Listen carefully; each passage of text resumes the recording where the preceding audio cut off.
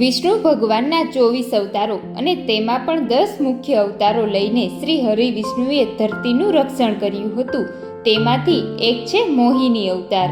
ક્યારેક દાનવો પાસેથી અમૃત લઈને દેવતાઓને પીવડાવવા અને ક્યારેક મહાદેવને ભસ્માસુરથી બચાવવા માટે શ્રી હરિએ મોહિની અવતાર લીધેલો હતો. મિત્રો, આજના વિડીયોમાં આપણે ભગવાન વિષ્ણુના મોહિની અવતારની પૌરાણિક કથાઓ અને આશ્ચર્યજનક રહસ્યો વિશે વાત કરવાના છીએ.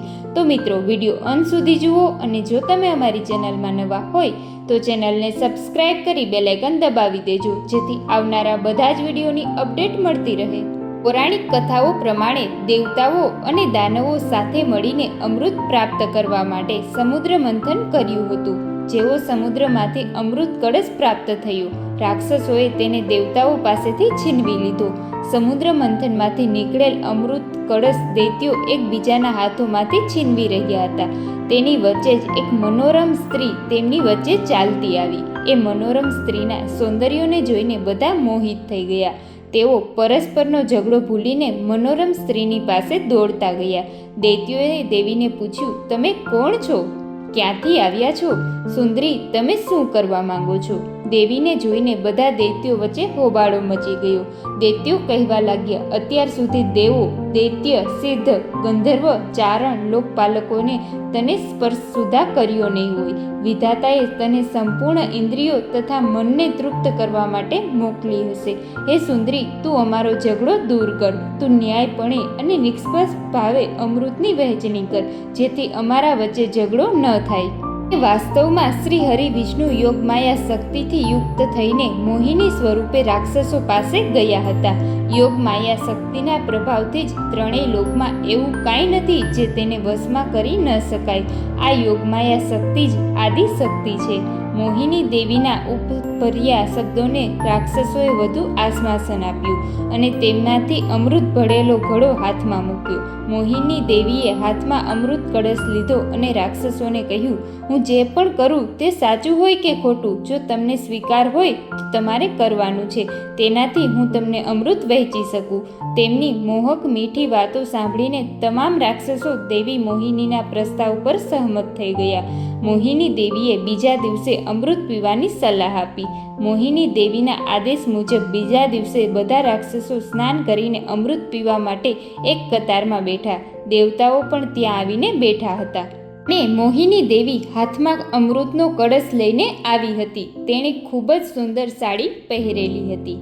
તેની આંખોમાં નશો હતો. તેના સ્તનો કળશ સમાન, સાથળો હાથીના બચ્ચાની સૂંઢની સમાન હતા. દેવીના સુવર્ણ નુપુરોનો ઝણકાર મોહિત કરી રહ્યો હતો. કાનના કુંડળ સુંદર હતા અને તથા નાક, કપાળ અને મુખ ખૂબ જ મોહક હતા. પાછળથી ભગવાનના આ મોહિની અવતારે બધાએ અમૃત પીવડાવ્યું અને રાક્ષસોને છેતર્યા હતા.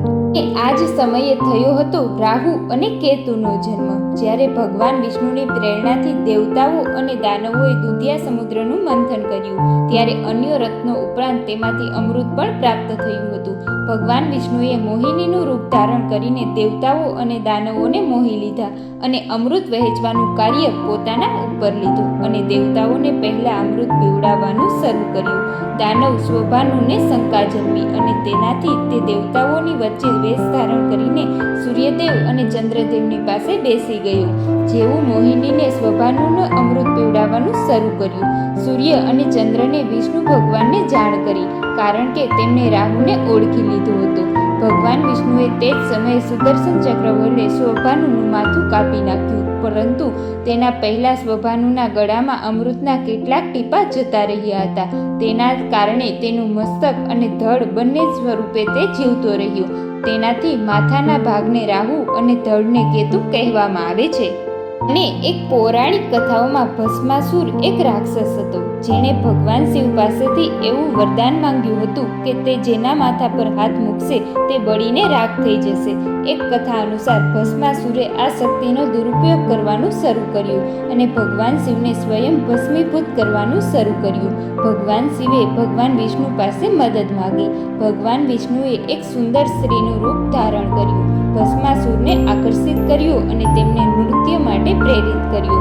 નૃત્ય કરતી વખતે ભસ્માસુર વિષ્ણુજીની જેમ નૃત્ય કરવા લાગ્યો અને યોગ્ય ક્ષણ જોઈને વિષ્ણુજીએ તેમના માથા પર હાથ રાખ્યો, જેની શક્તિ વાસના નશાના દૂત ભસ્માસુરે પણ નકલ કરી અને ભસ્માસુર પોતાના માથા પર હાથ રાખતાની સાથે જ ભસ્મ થઈ ગયું. મિત્રો, આવા જ અવનવા ધાર્મિક અને શાસ્ત્ર સંબંધિત વિડીયોની જાણકારી માટે અમારી ચેનલને સબસ્ક્રાઇબ કરો. ધન્યવાદ.